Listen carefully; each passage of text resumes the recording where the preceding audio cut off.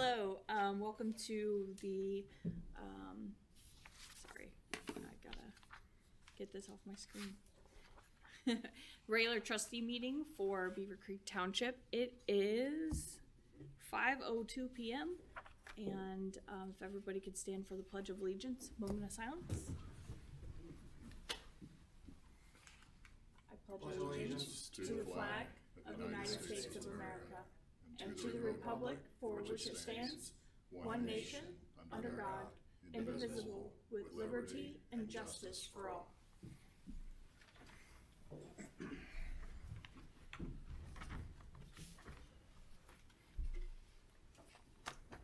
We have an agenda. Is there any changes or corrections? Yes, board, I have one under new business. Under SIB loan, I would like to add the Beavercreek Senior Center Proclamation. Okay. And with that, I have no other changes. I make a motion to approve the agenda as presented with the change Mr. Zahari just requested.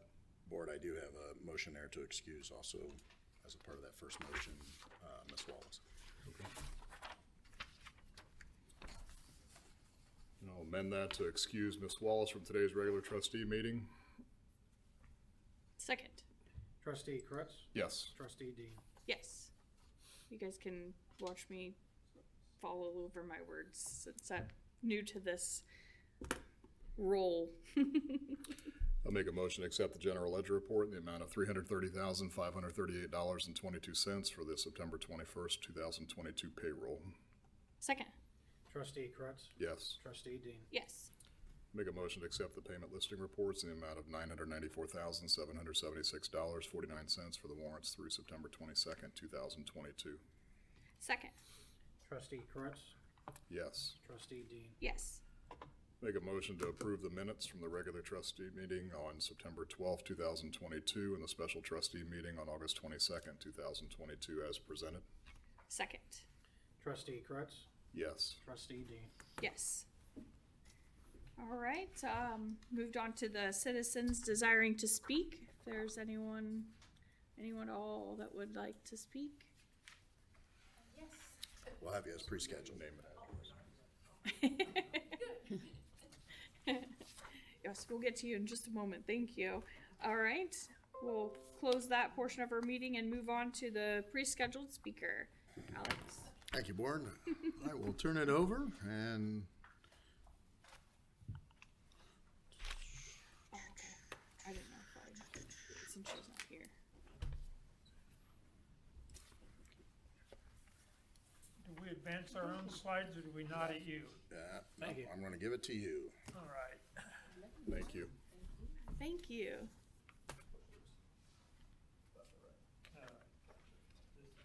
I didn't even look at him. I just figured it had hers on there.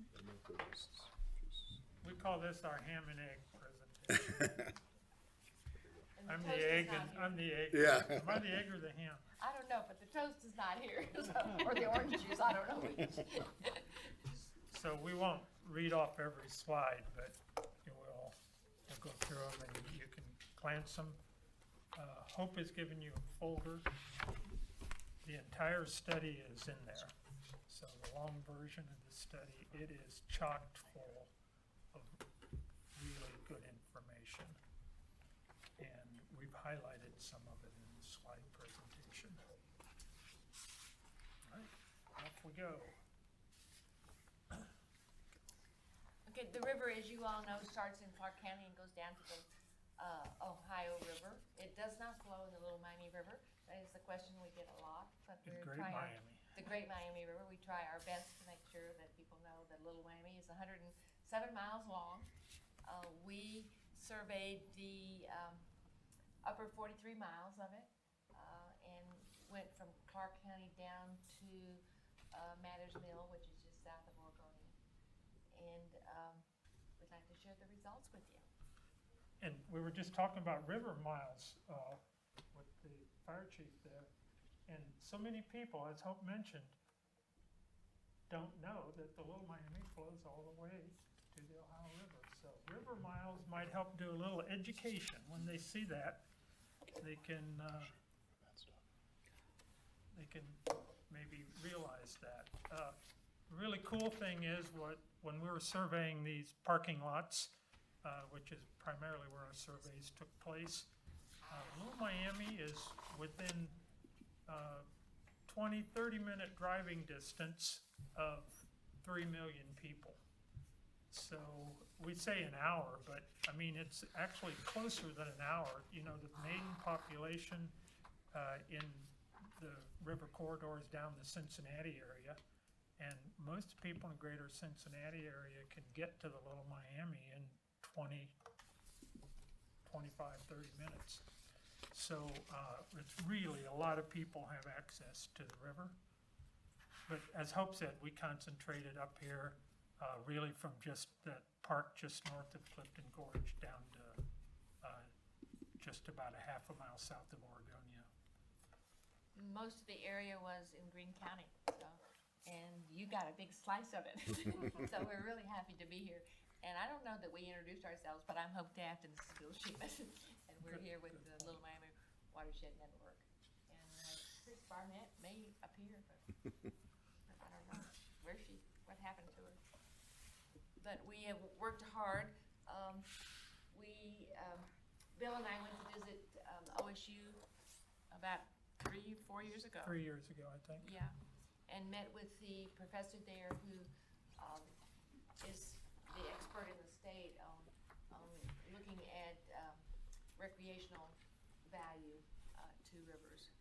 And Ohio State was one of the universities in the United States that really kind of broke new ground. They pioneered a new way to look at valuation of recreational assets. One of the reasons we wanted to partner with them is every time we would go talk to elected officials or appointed officials, you know, they were always interested in the numbers. And the numbers we had for decades and decades were, okay, we knew how much was purchased for gasoline, popcorn, potato chips, beer, worms. But everyone knew these things were more valuable than that. That's kind of a direct spending piece, and we could always get in the ballpark on that. But the missing piece was, how does the public value those resources? What is it worth to the public when the public has to make a choice with their leisure time? You know, where do they go? They go see a movie? Do they visit their local park? Do they do a home improvement project?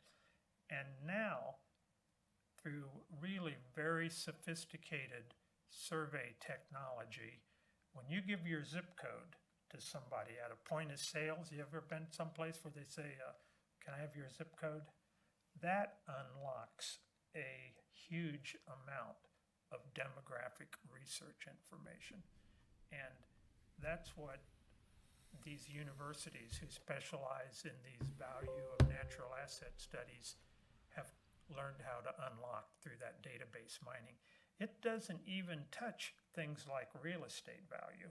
Okay, that's above and beyond. So when we talk about this, we're talking about public valuation of the asset, and we're talking about direct spending combined.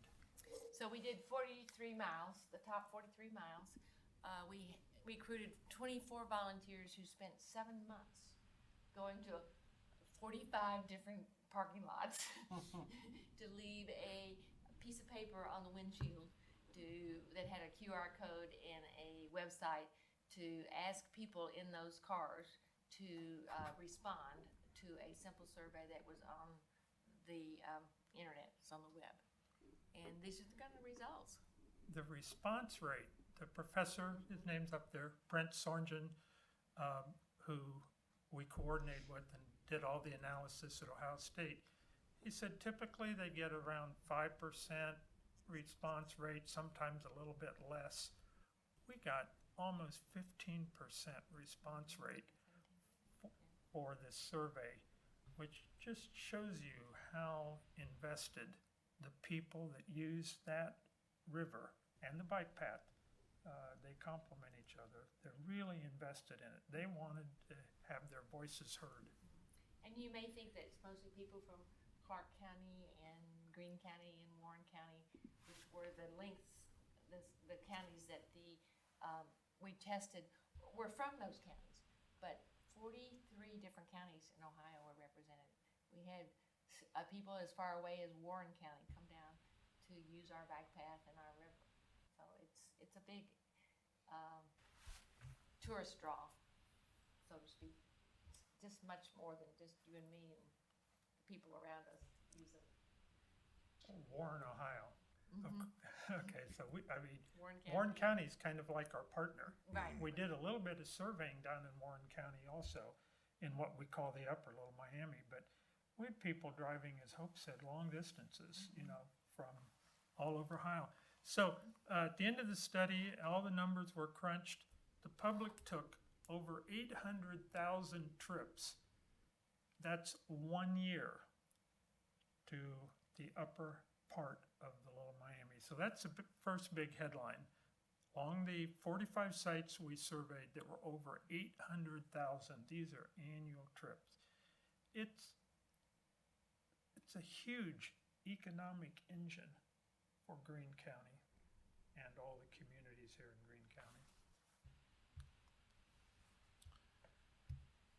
125,787 took place, 4 sites along the Little Miami River. These are the sites that really had high traffic here at the Glen Thompson Reserve, which is right up the street. You all know it very well. Beavercreek Community Park and the Narrows Reserve were very heavily trafficked sites. That's your little piece. Yeah, that's your piece. That's why that Which slides is a pretty in there. big piece. It's a huge piece. You can go into the report, and we actually break the numbers out per individual site. So you want a little bedtime reading, you can go in and break that out. So not surprising, the largest number of trips occur in May and June. And not surprising, the most common activities were hiking and biking. What was surprising is an average of 2.5 hours per trip was spent on that recreational asset. Now, you all weren't quite as high as Yellow Springs, but you had the second highest visitorship. Your 4 sites had the second highest visitorship in Greene County. That is survey results, or that's triangulation of cell phone data? It's survey results, absolutely coming from survey results. And We did not triangulate cell phone data. Okay. And we asked for one person in the car to tell us, so these numbers are car visits, and there were usually 2.3 or more people in the car, so it's a lot. I think the key thing, if I were a trustee here, I'd be thinking about what Hope just said. Yellow Springs had the highest usage in their lots we surveyed. And if you think about it, they have lots of things in that village that people can do on a trip associated, to a trip to the Little Miami River. So it really makes sense to try to leverage that recreational asset with the growth of the businesses here in the township, and how do you Just don't How do you put leverage too it? close to the river. Yeah, but that's the main point. So the total recreational value for the 40 for the whole length of 43 miles was $14.9 million a year. Yep. And in your area, Beavercreek Township, the total recreational value, which might be on the next slide, yes, it is. It's $2,317,575. Roughly. That's That's a lot. humor. Yeah. That Yes. makes you think that maybe you can afford to invest a little bit in cleaning up the river or making sure the bike path is well paved or whatever. Yeah, just little things like the mowing, the wildflowers, when you get south of Sprague Road, the river, the margins along the path, that's state property and state maintained. But anything you can do, even if it's not right along the river, I don't have to tell you, I mean, perennial flowers, anything you can do to green up the township, especially as you get closer and closer to the river, is really important. We worked last year with the county engineer on some trash pickup that need to be done.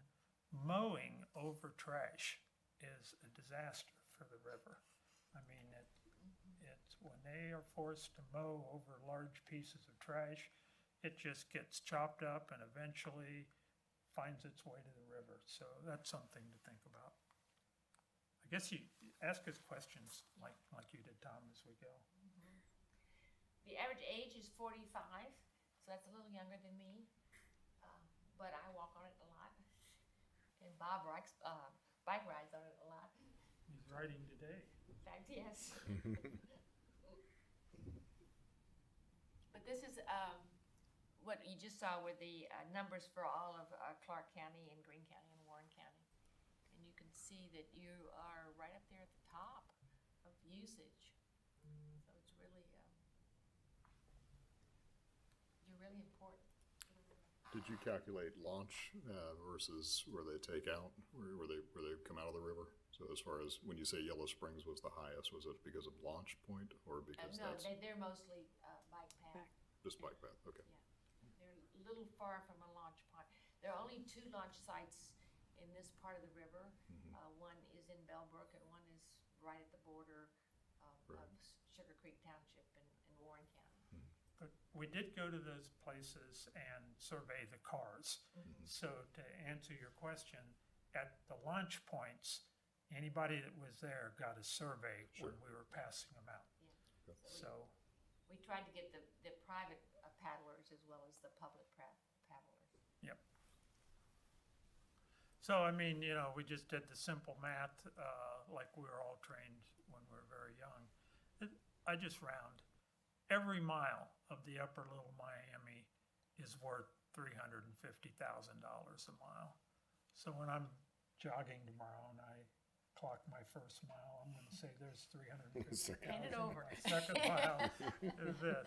But I mean, these are headlines from a sound economic study. We've never had anything from the economics department at Ohio State like this before.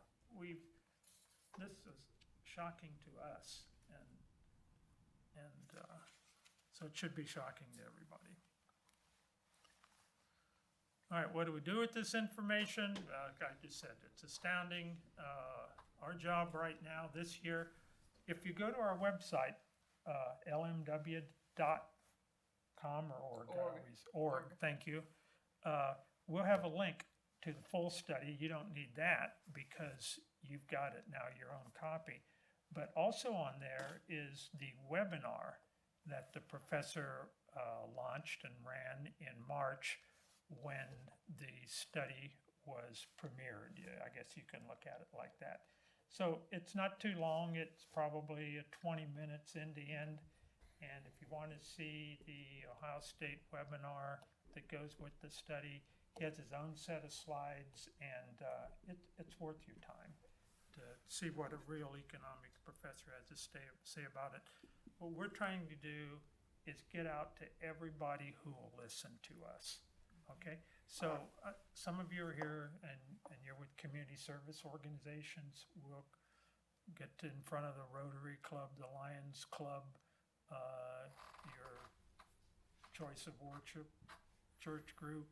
We'll come out and talk about this because we want the public to get the message. We have a little rack, what they call a rack card in here, that's in your folder, and we have more of these, so if you have any places we could put these, we'd be happy to do that, drop off some. We'll take a stack to put in the government center. Yeah, okay, I'll drop off some. And what we hope that you all will do will help us protect the river so that this asset doesn't become like the goose that laid the golden egg, and we kill the goose, and then we don't have any eggs left over. And so we really appreciate what you do to take care of the river. And nurture the river so that it's it can stay the asset that it is to our community. And you all know the trials and tribulations that river has, you know, with the riparian way and the floodplain encroachment and the channelization. We know that one really well, don't we? And the increasing impervious surfaces. And I really feel like you all are leaderships, have taken a leadership position in a lot of these efforts, and have really tried to help the building community understand that it is very important to leave that buffer between construction and the river so that it has a chance to purify and not eat away my banks so much. Because I get everything downstream. Everything you do up here, I feel it down in my house in Bellbrook. And we're losing about a foot of riverfront a year. So I'm just waiting for the big trees in my front yard to fall down. So, in my lifetime, I've seen a lot of degradation of the Little Miami River. I grew up in this area. I hunted, I fished, I even trapped it. I was a trapper back in the day. And what's been happening in the last 50 years is it rises and falls faster. Impervious surfaces cause the river to what we call flash. Okay, and as the banks are eroding on those high water events, and there's more and more of them, more and more sediment gets into the river substrate. So the soils washing into the river are really bad for the wildlife. Lots of the fish species are been reduced in numbers. Things like freshwater mussels, their numbers are just crashing all up and down the Little Miami River. There's some efforts underway now to try to restore them. But all of these things are incremental. I mean, it's just a little bit here, a little bit there. It's, as our friend in Scenic Rivers, Aaron Work says, death by 1,000 cuts. That's what's happening to the river. So hold the line whenever you can. We're all known for our river cleanups. There's a pile of stuff we took out. How many tires have we taken out? Is it Over on 1,000 it? in 10 years just from Greene County. So, And 14 tons of trash. So it's, you know, it takes all of us to work hard to keep it clean and to make sure it's an asset to the whole area. So we appreciate your help. so we hope we're in the future, now and in the future, also known for leading this economic study as much as we are for pulling tires and trash out. And I think we've covered this, things you can do to help us. Now Any more than, questions? go ahead. Now more than ever, we need everybody's help.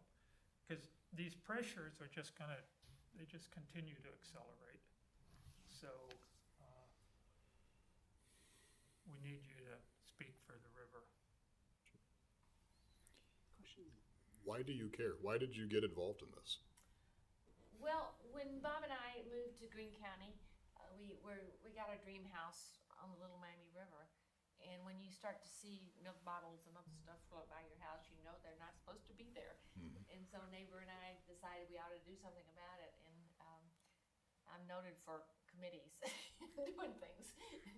So we started the Little Miami Cleaners, and we started taking the trash out. And the more I learned, the more I realized that yes, we were doing a good job taking the visible trash out, but there's a lot of invisible trash that also needed to come out, invisible pollutants.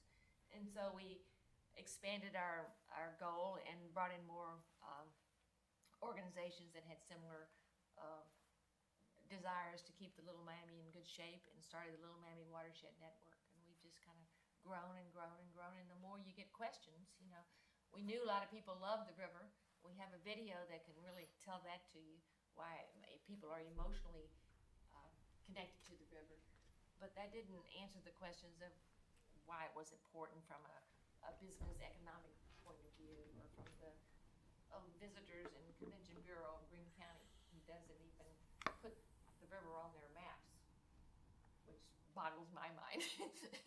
So we started this project, and we've also are helping the Little Beaver Creek and Beaver Creek do what is known as a Huck 12 project, so that you all can get some money to impact some particular areas that are a concern to you.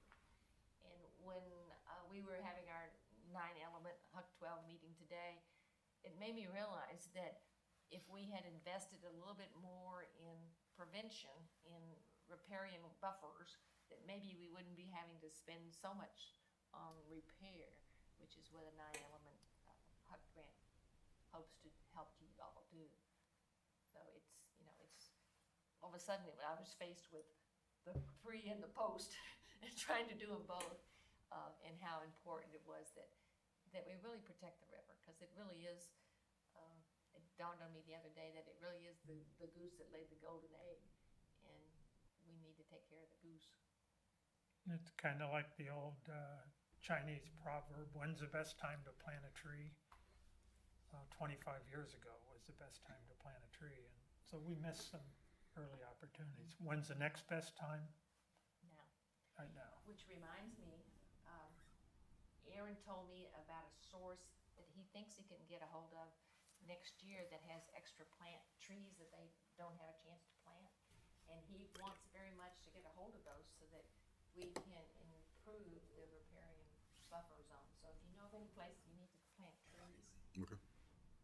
let us Yeah, know. I'll let staff know. Yeah. Yeah, we toss out the word riparian, like, oh, everybody knows what that is. But, maybe just calling them filter strips, wooded filter strips along the streams, not just what we call the main stem, but the tributaries are so important also. I mean, we have to protect the main stem and the tributaries, and that's why we're now working on Beaver Creek and Little Beaver Creek. The Ohio EPA came to us and asked us if we would do this planting grant, because the national EPA is really concerned about what is happening in the Gulf of Mexico, because there's a dead spot that's about the size often of Texas, where nothing can grow and nothing will live because there's no oxygen in the water. And they realize that what happens up in this part of the watershed, that in the creeks that flow into the main stem of the Little Miami, which flows into the Ohio, which flows into the Mississippi, which flows into the Gulf, have a lot to do with that dead spot. And so they're really concerned about the nutrients that get in the water up here, and the impact it has down there. So we thank you for your help. And if I just keep talking, zoning is so important. So it's been many years since I've looked at your zoning resolution in this township. But the two things that would help the rivers and the tributaries the most would be a riparian buffer regulation. We're working on updated models for that right now. We've got 2 or 3 UD students that Hope has recruited into her crew. We've given them some models that we got from other watersheds. So you can actually put requirements in your zoning resolution for riparian buffers. And the other one is, once we get the buffers in there, we need to do these things simultaneously. We need to quit filling in floodplains. And, sometimes floodplains have to be filled in. I mean, it just makes sense. And you can't just say there's arbitrarily there's going to be 0 floodplain. But there is a concept called compensatory storage, which means, I see Alex already nodding, he knows what it is. Which means if you destroy some floodplain, create a balancing amount of floodplain somewhere else. I mean, those two things, no net loss of floodplain and more and better riparian buffers are the ticket to keeping the Little Miami watershed healthy. So if you got some good zoning regulations, we'd love to know about them so we can pass them on. Yeah, we currently require buffer zones between the Beaver Creek and the Ludlow Creek, and then working with obviously another developer along the Little Miami required some buffering zones there as well. The difficult part for us is the times we have said you can't fill in the floodplain and you can't build this close to the Beaver Creek. It's been annexed to other communities who allow right up to the floodway. So we do our best to work with the developers. We have 80 acres coming to us with one development along the Beaver Creek in Nathaniel's Grove when it's all said and finished, which also requires in the site plan access points because it's all going to be connected to the Spotted Turtle Trail as well. So, and now I have other neighborhoods that years ago that we approved who now want access to the Spotted Turtle Trail to get to the Beaver Creek.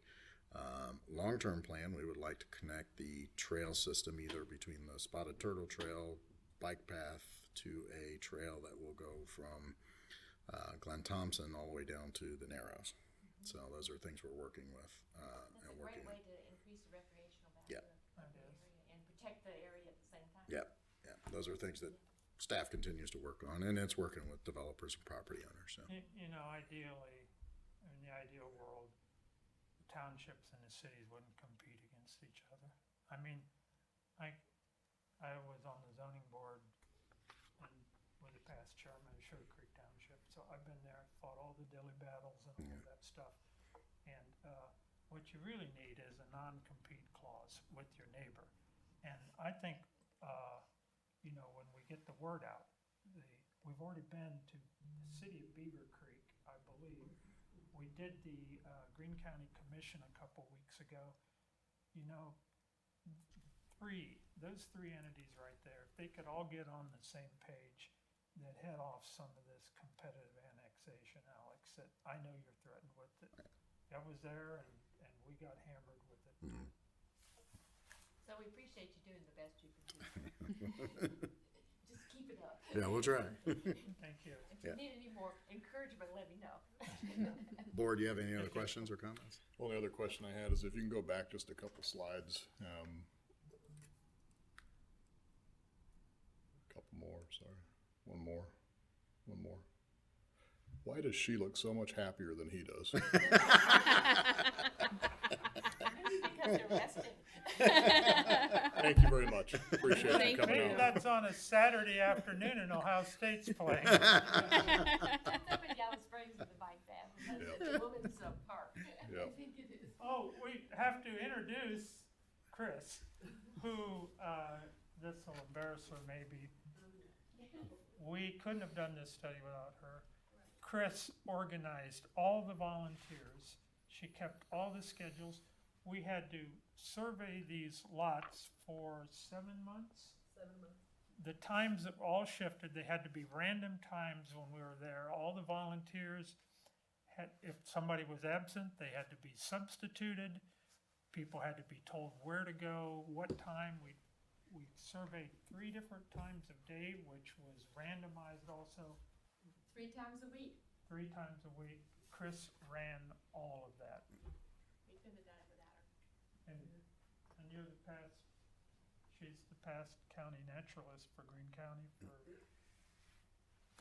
retired now. Very, very familiar with Beavercreek Township. Okay, so I didn't know whether everybody knew Chris. Oh, yeah. Thank you. Thank you. Thank you for the information that you brought to us tonight. Your report is in our packet, so it's also on the website as well. Oh, great. Alright. Next up is old business. I see none. And so new business, on to you, Alex. Thank you, Board. First item I have tonight is a policy update on, as soon as I get to it on the screen, because that is a long report. Starting on page 156 of your packet is all the changes are in red. Give you a little history on this. There were some discussions previously regarding updating this policy. There are other changes in here also that are reflected from 2 grievances that I received. One I settled, requesting some more clarity in regards to procedures when it came to sick leave. So all the changes you see, you might see multiple colors because some of it was also changed and approved not only by our labor attorney, but also Mrs. Dawn Frick as well. So this is very similar. I did do a lot of research on this in regarding, I will tell you, we were pretty lax when it came to sick leave policy. So looking at various townships similar size of us, some cities that are similar size to us, as well as some collective bargaining agreements. So this is pretty much what you see in other policies in regards to standard in industries. So some things that we are doing, that we are changing, we did in the union contract, as well as the policy changes we've done over the last several years. As you'll see, a lot of shalls will be changed to will. That's a recommendation of legal counsel as well. One thing I do want to point out, the two things that in regards to some benefits to the employees, I am recommending a change to the sick leave accrual to 1,690. This gets all our non-union staff on the same page, which is a lot easier for staff, the department heads, and especially the finance department, and when it comes to figuring out benefits. Another change, and I'll go to, you'll see a lot of changes in here. Obviously, you see a lot of red. One of the other things is the wellness incentive. So one of the questions in the past when we talk about wellness incentive is what's the financial impact on the township? Currently, if we pass this with the wellness incentive, there are no additional employees that will be eligible for the wellness incentive, especially if you change it to the 1,690. There of the non-union employees that currently do not receive the wellness incentive will continue not to receive it until they reach that 1,690. So, for example, I've been here a long time, and I'm nowhere close to the 1,000. My name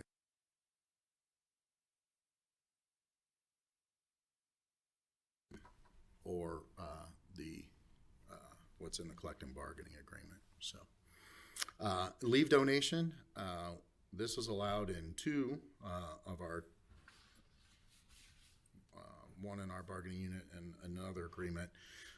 So this just solidifies it.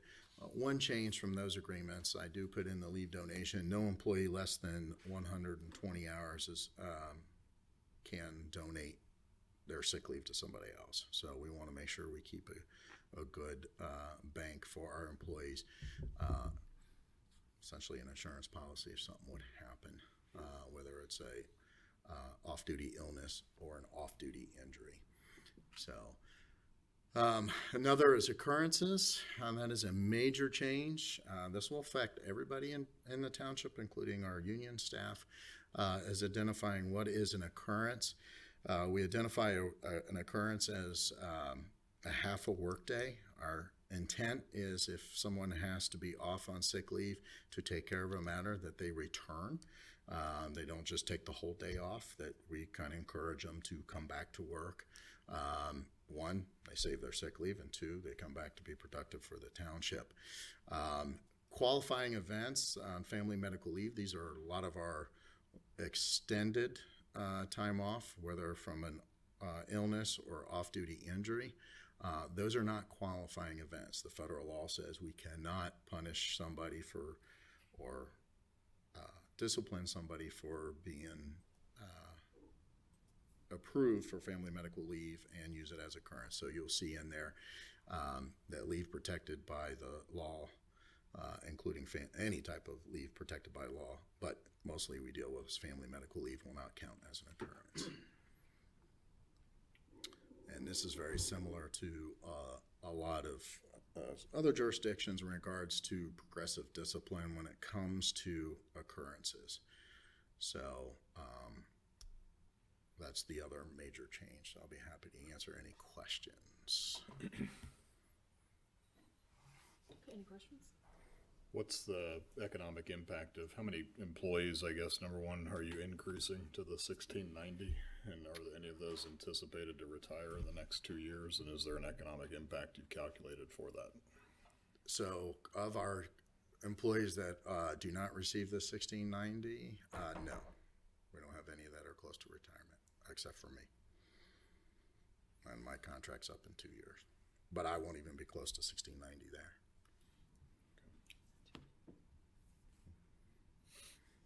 That was the only thing I had, was looking if there was an unplanned No. retirement. Of the non-union Liability staff hanging that out currently does not get it, most of the staff is new. I'm not disputing whether we should do it or not. Yeah. It's just purely a question of Yeah. economics of the. Yeah. if had- We looked at the economic impact because we knew, obviously, the question would come up on any type of the benefits that would be extended to the non-union staff that currently doesn't get it. So, for example, our fire admin staff matches the union contract, and our road staff has different. So this kind of brings everybody to the same page. So we're talking about a small pool of staff, of the non-union staff that currently doesn't get it. Right. Yeah. Public perception could be that you're essentially changing the policy to help an individual who's planning to retire next year. Yeah, that's, So that's no. why I was- there are no known retirements next year that I know of in regards to the non-union staff. You'll always have unplanned. Yeah. Okay. I'll make a motion to approve the sick leave policy as presented. Second. Trustee Kretz, Yes. trustee Dean. Yes. Thank you, Board. Next item is on page 163. It's this discussion to borrow some money through the state infrastructure program for the phase 1, or sometimes you'll hear it refers to as 1B of the Valley Bell Connector. Provided some history of the Valley Bell Connector.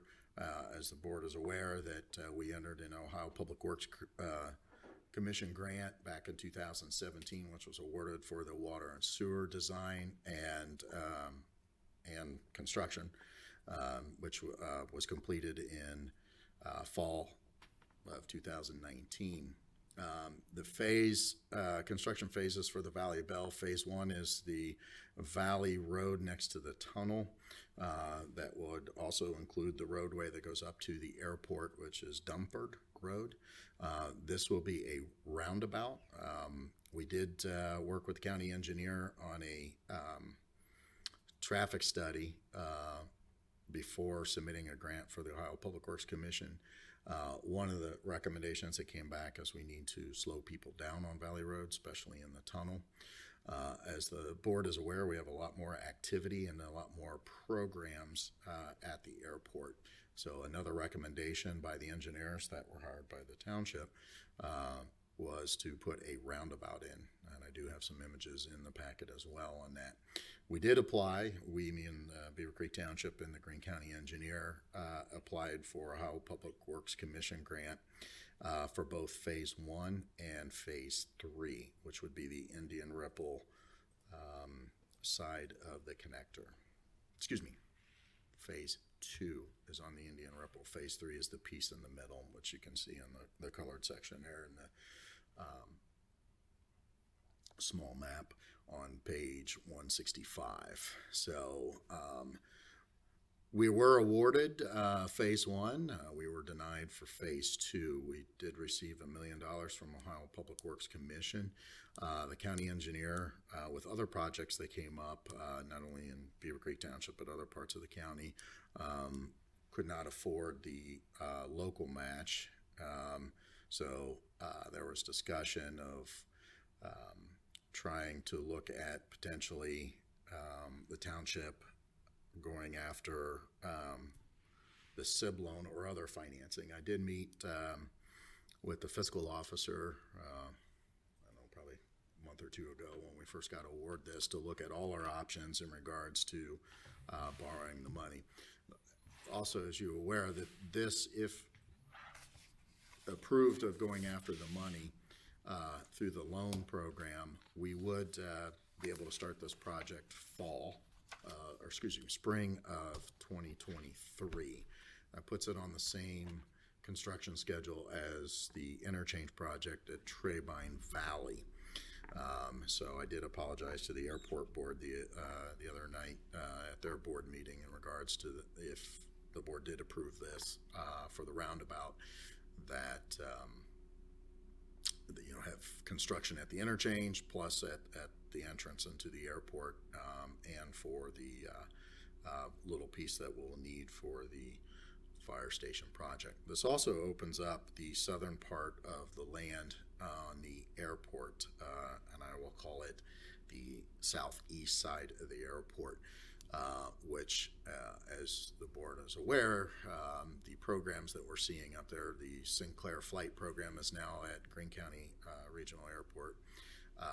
The Air Force flight surgeon program is out there, and MacAir's program is out there as well, and the Greene County Career Center. So we are seeing a lot more student activity through that area, both from the east and west, if you will, of the tunnel. So folks coming from the Xenia area, students coming to either the Sinclair or the Career Center program, including buses, and the same on the other direction from essentially from the US 35 interchange. I did provide on page 168, as part of this, we will also be applying for grant money through Greene County. We are asking for $374,000 for that, leaving the total for the loan through the state at 2.3, you see on the screen there, 2.3, around $2.3 million. We can go 20 or 30. Unfortunately, the SIB loan state only has the 20, so I couldn't run the SIB loan numbers for a 30. But if you look on page 169, that would be the time frame for the payback for the Phase 1B or for the roundabout. We will not, the first, once we close, and we're anticipating a closing in roughly the first of the year, we would bid the project with the county engineer. We'll have the first year, no payment. Second year, years after that, you'll see that the next two payments will be just interest only. And then the third year would be the full payment. We did look at the funds that we are receiving for the $5 increase for the license fee tax. So Two of them, right? two of them. One of it's committed to the Super Street project, which we But could that'll pay tail off off, early, that'll tail or off eventually. yeah, right? but we're towards the end of that. And then through the leadership of Mr. Rushing, and we've created the Capital Improvement Fund, which every year we're taking general fund dollars and transferring it into those. So between the two funds, the Capital Improvement Fund, which you will, if approved tonight, you're just allowing Mr. Rushing and I to move forward with the application and finalizing everything. And then using the license fee tax to pay it off. We are anticipating there are two areas, both on both sides of the airport, that are TIF'd. We're anticipating with the interchange project that we've seen some interest in the area, especially along US 35 where the interchange is going to be, of some potential commercial growth. In that case, the TIF will kick in, and TIF revenue, per the TIF, will reimburse us for all engineering costs and any, so let's say the TIF gets in a couple years, the TIF can pay for it, or reimburse the township for paying the loan off. So that is our intent. I'd be happy to answer any questions regarding the program. I did put some information there on page 170 of the State Infrastructure Bank.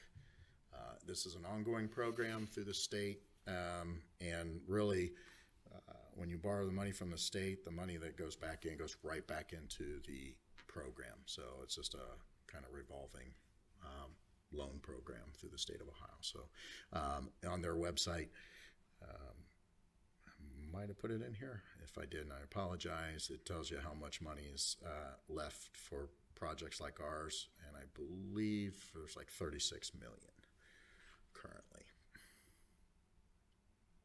Now, this is all predicated on, obviously, two things. One is being approved through the state of Ohio for this program and being unable to borrow the money from the state of Ohio. And two is the loan through, or excuse me, the grant program through the county. If denied, we will definitely have to revisit whether or not we can afford to move forward. So what I'm asking for tonight is to authorize the fiscal officer to apply for the loan for phase 1 in the Valley Bell connector, taking advantage of the $1 million we received, and hopefully from Ohio Public Works Commission, and hopefully the $374,000 from the county, and authorize me to sign any of the documents related to the loan.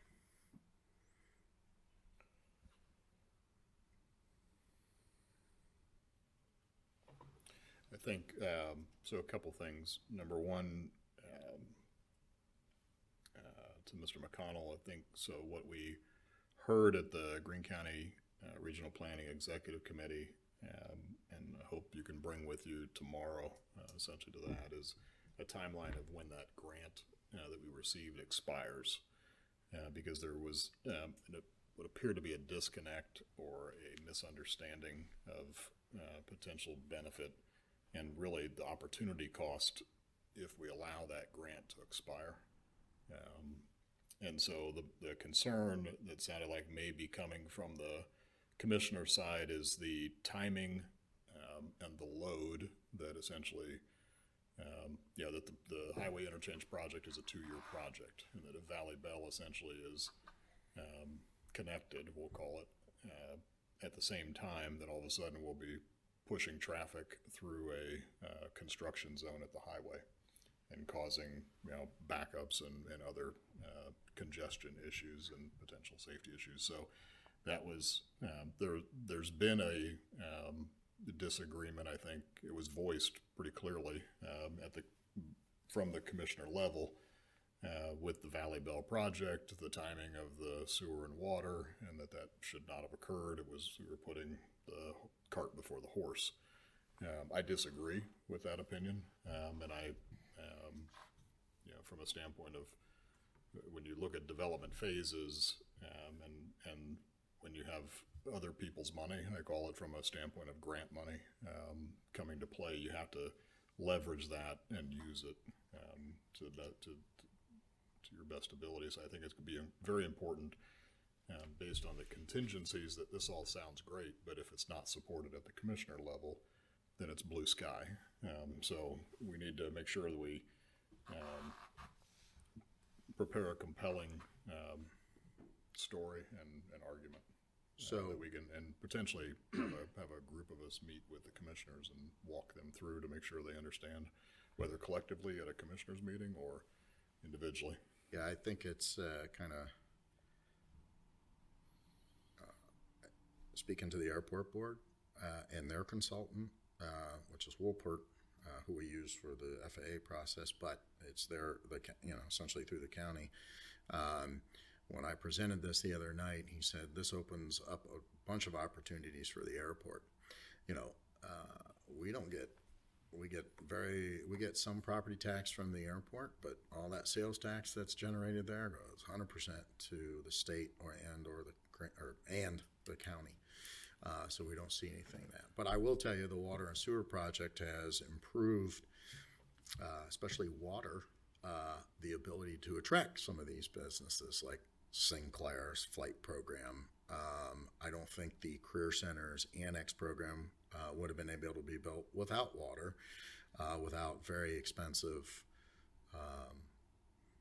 cisterns that would have to hold a lot of water to supply a sprinkler system, or put in a different type of sprinkler system, which would cost a lot more. And not just we are seeing an increase, and we will be providing these numbers, Another grant program that we applied for on another project with the airport, which we are reaching out to the same folks, received support from Wright-Patterson Air Force Base, Sinclair Community College, Greene County Career Center, the Airport Board, City of Beavercreek. I'm missing a few, I'm sure, Max, but we had tons of support letters from last time. We plan to reach out to that same group for our, yes, yes, and a major one from the Greene County Department of Development, which will all be part of our application on the grant. I do understand that the concern from the commissioners is that you build it and nothing comes. But forget the safety aspect for a second and let's just focus on the economic development side. We have lost in Beavercreek Township 4 or 5 projects that I know of because we did not have the infrastructure in the area. And that includes everything from the interchange to water and sewer needs and road modifications. Over the next several years in the township, and it's just not Valley Road. It's all the roads in the unincorporated area. We're going to have to really evaluate to upgrade them to more modern roads. The township size roads with no sidewalks and/or bike paths are becoming an issue, as the board knows.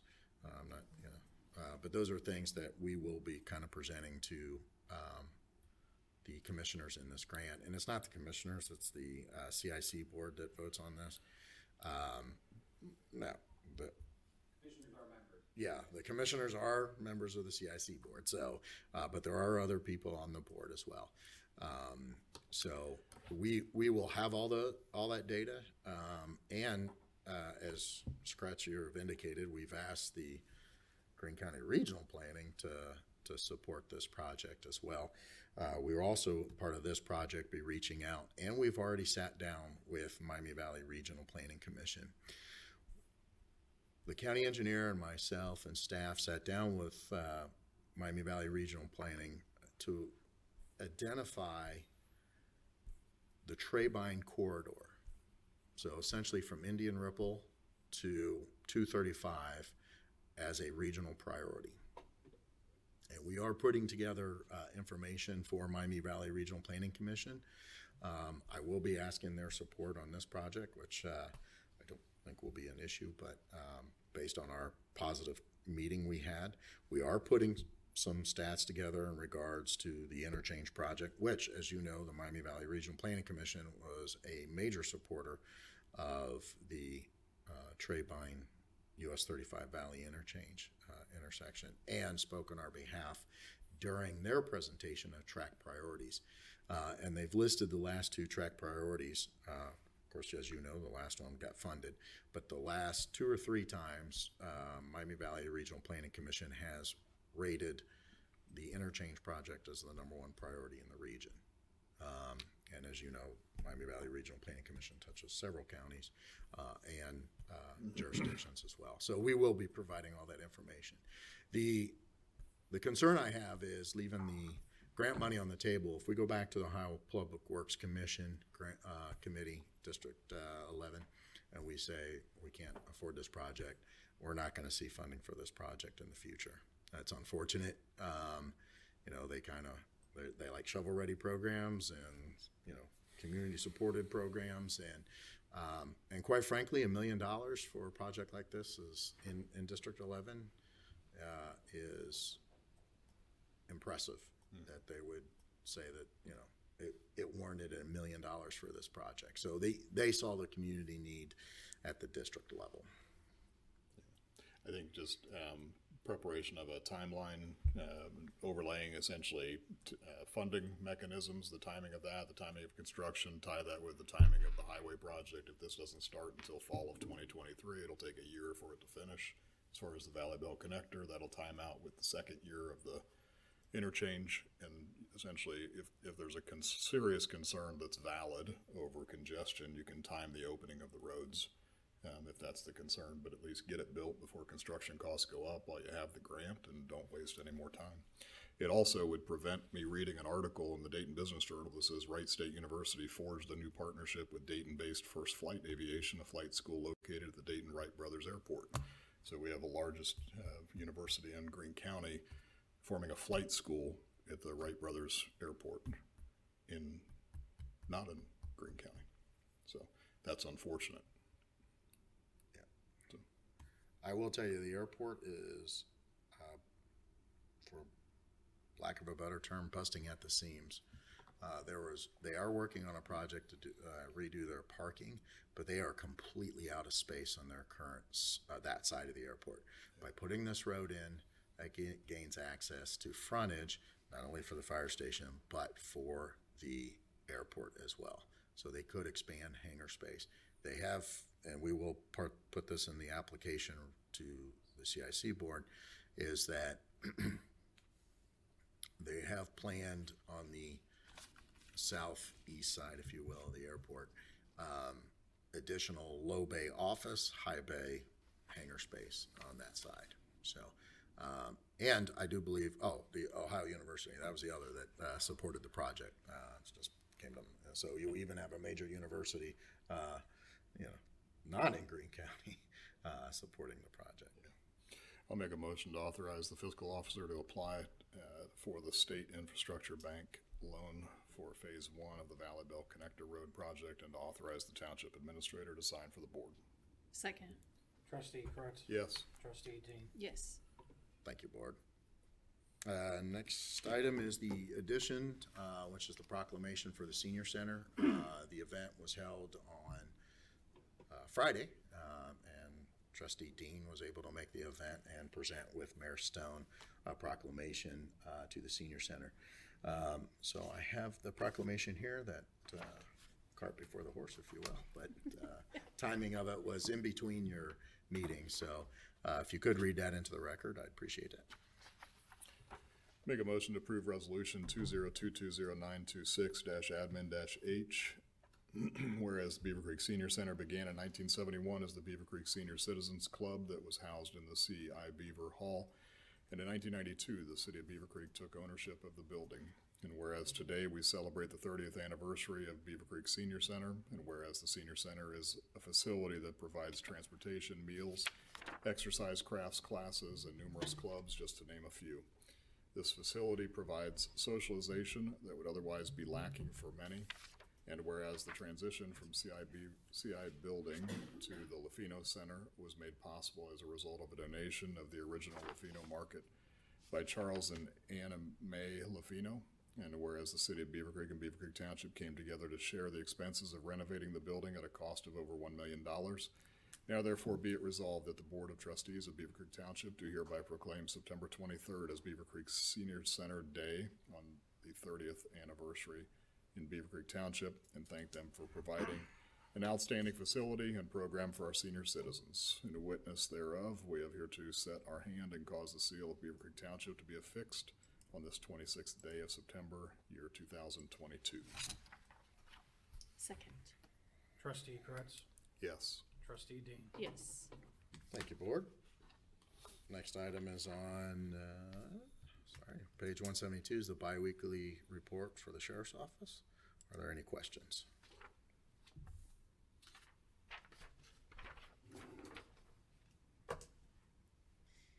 Any awareness items coming up at the soccer complex or anywhere else? Honor Classic heading our way. Oh, can't hear it. You're muted, sir. He's mute.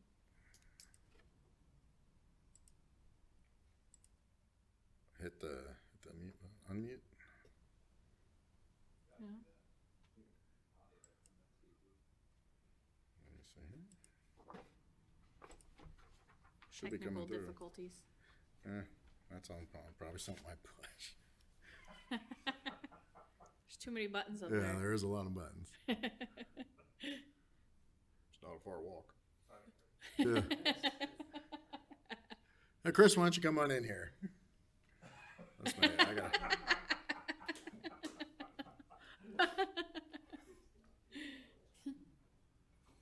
figure that out before. Some room PC. I'm having technical difficulties myself. Hello. Welcome to the meeting. We got you back. It's working now. Yeah. Thanks for coming. I just had to get my steps in. Physical therapy in the morning. I'll tell them. So awareness items, the haunted is coming up. We've already spoke with the staff there. Just some things that we learned from the Creek Classic, but overall, everything went well. Spoke to Mr. Grake from ODOT, and they're going to have the same plan in place for that as well. And no other awareness items. You probably saw the artwork at Factory potentially. We're aware of that, and we're trying to work and try to figure that out as well too. But just business as normal. Things are going well. Good. I had no other questions, so thanks for everything you do and stay safe. Thank you. Thank Okay. you. Take care. Thank you, Bourne. Well, Max and I both went through the training, but Max remembered the button I needed to push. Thank you, Board. Next item is the biweekly report for HR. Are there any questions? I have no additional questions. Thank you, Board. Next item is the Community Development Risk biweekly. Are there any questions?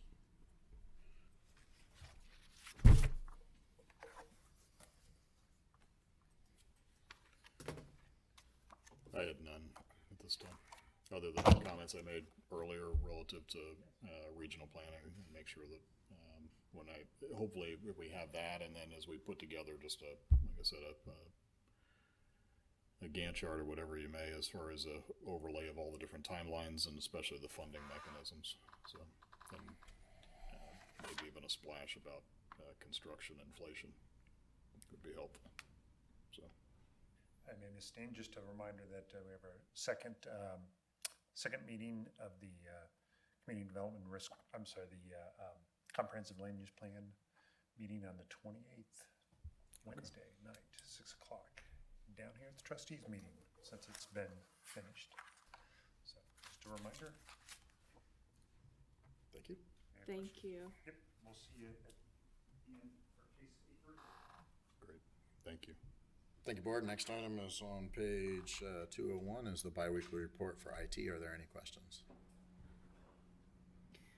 Are there any other items that they're waiting for to finish the remodeling here out? No, it's completely done. I will probably, the clicker that was used was mine, so we'll probably get one for the room so that someone's doing a presentation. We did label some things, and we did conduct a training with staff, I believe a week ago. So I was in here on Saturday for training, and fire department was able to use it. One thing we will be doing is kind of updating the policy for the room usage, not so much in regards to the changes to it, but we will be adding configurations, asking some of the users of this room to return it to a certain way. So it'll be a lot easier on staff, especially for a zoning commission, BZA, or trustee meeting. So far we've worked out, I think, all the issues. We still have the ability to present at 3 locations. So if we have a developer come in, they can present on either, plug into either wall. The only other thing that's we're going to add is a plug-in at the dais, or excuse me, at the podium. We do have one at the dais, at the podium, so that they could just plug directly there. If not, you can do it over Wi-Fi on the 2 large TVs. So yeah, everything's going well. A couple configuration things here and there.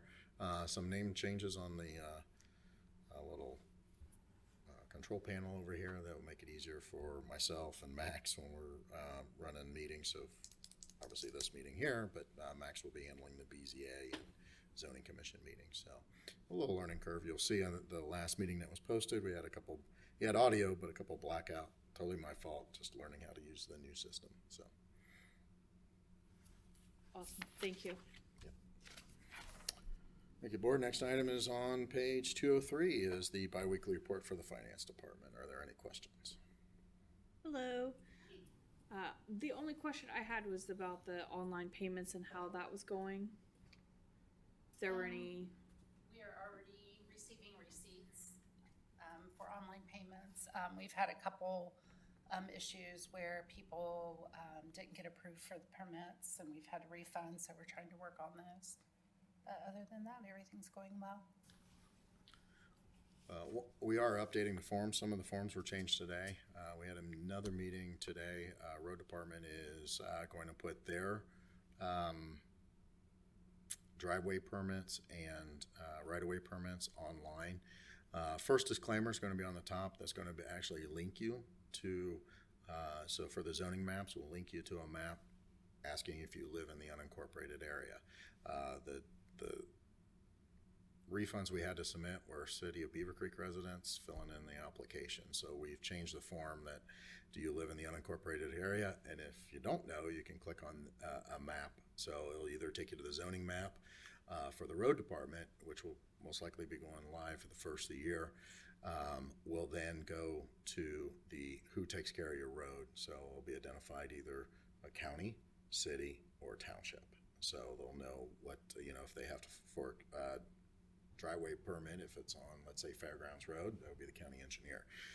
If it's in one of the neighborhoods in the township, then it would come to us. So we are going to do that. We can also track it through our website. So all our forms that we've done, plus the online, we are able to track everything now and be able to provide some good statistics. And if it also sends updates that, we'll also send the permit via the email. So they can pay online, and then they can do it. can they track their permit in the process? No, that's what we can't do yet.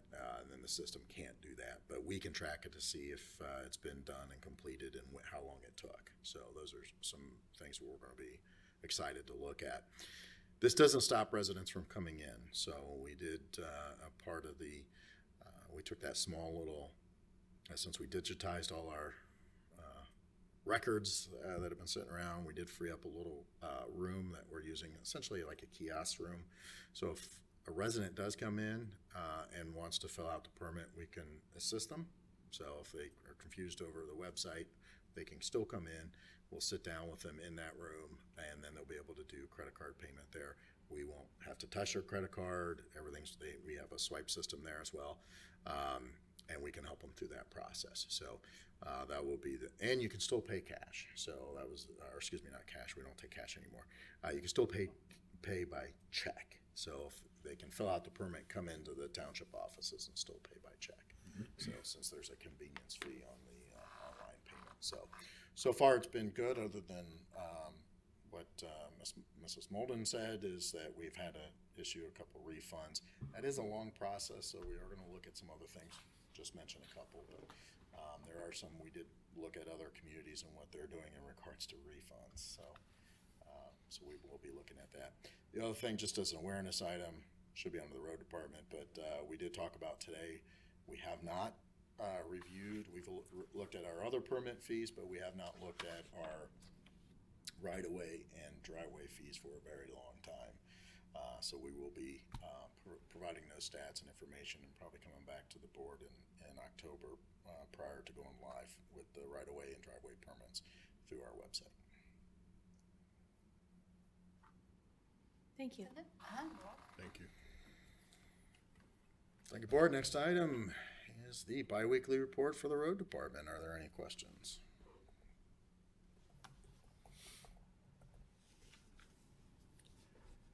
I had no questions. I had none either. Thank you. Thank you, board. Next item is on page 207. First item is the recognition of excellence, and the chief should be on here.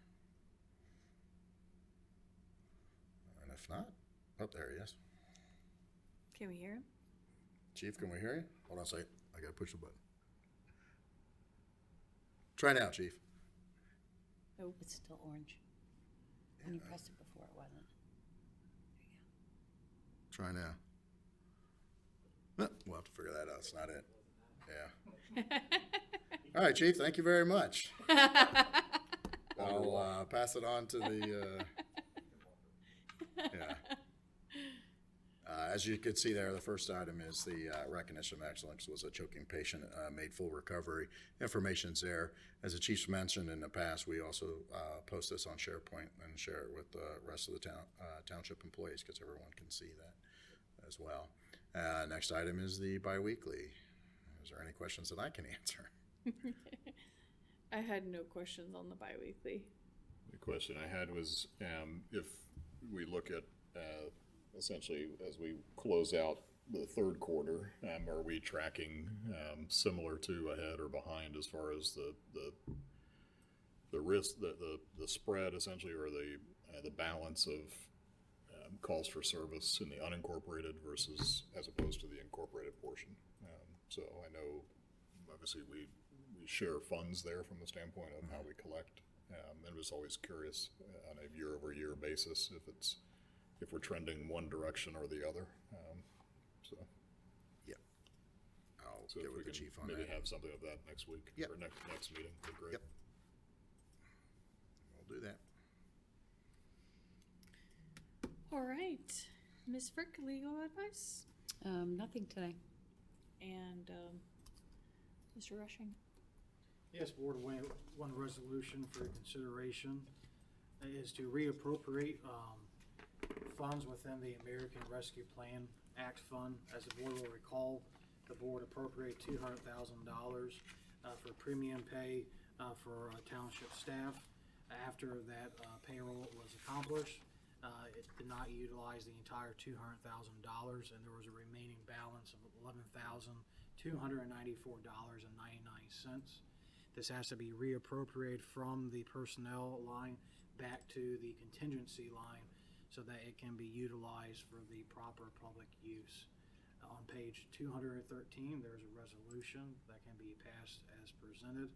I'd be happy to answer any questions if there are any. So you're parking the funds there, or your intent is to return the funds? They'll be parked there, be utilized by another identifiable project. Yeah, so whatever's left over will go towards the Factory Road water, stormwater project. So we are seeing some inflation costs there. So we'll next year budget some on the capital improvement fund and some the balance of the funds from the ARPA funds. Sure. The other cost increase also was the street sweeper. So when we started the project, obviously it was quoted at one price, and then by the time we received the funds to go ahead and purchase the street sweeper, it was at a higher amount.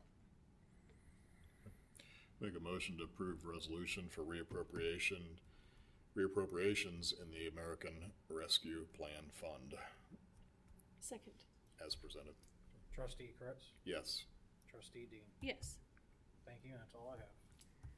Thank you. All right, so our meetings in the RPC. Ms. Wallace is not here. Oh, yep. TAC. TAC information was in your packet. Regional Planning Coordination Commission of Greene County. No, just the comments that I made earlier as far as we have the full committee meeting tomorrow, and the only action items we had were to have a little bit more information as far as the letter of support that we requested from the commission. The commission did support writing a letter of support, but just so we can have a little more compelling argument or story. Okay, thank you. Health Department, next meeting is on Thursday, the 6th, so we'll have some more information at our next meeting. Superintendent, City Manager? No meeting with the superintendent. My monthly meeting with the city manager is next Wednesday, but I did spend 5 days at the ICMA conference with Yes. Mr. Landrum. We did actually talk about a couple projects. You will be, just an awareness item, one of them will be coming to you in regards to another shared service agreement for a road project to update Beaver Valley from Hunter's Ridge down to the intersection of Dayton's Union and Beaver Valley. So we'll be presenting that full amount. That grant application is actually due this week. City of Beavercreek is applying through Miami Valley Regional Planning Commission for funding 2025, 2026, and 2027. So I will be bringing that information to you for that. Thank you. Right, Pat, Restoration Advisory Board? No meeting there and no meeting for the Greene County Water and Wastewater Committee meeting. Okay. Ms. Wallace is not here for the Township Association. Investment Oversight? I had nothing other than just, obviously as interest rates continue to fluctuate, just to ask our financial advisor and fiscal officer to keep a watchful eye on opportunities that are short-term from a standpoint of restoring the income that we once had from an interest income standpoint. All right, and I think we have a public hearing for a zoning commission case tonight at 6:30. Would you want to wait for that, or what do you want to do?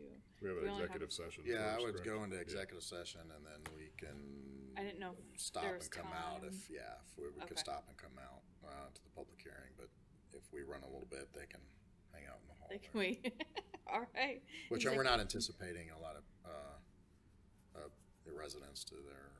I'll make a motion to go into executive session under Ohio Revised Code, Section 121.22G1, to consider the employment and compensation of public employees. Second. Trustee Kretz? Yes. Trustee Dean? Yes. You're alive.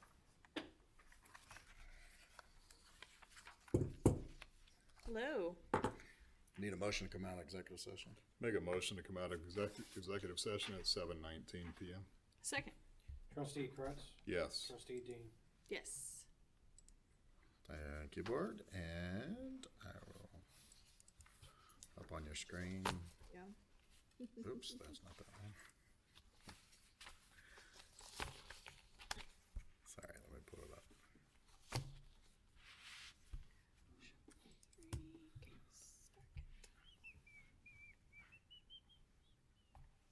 Okay.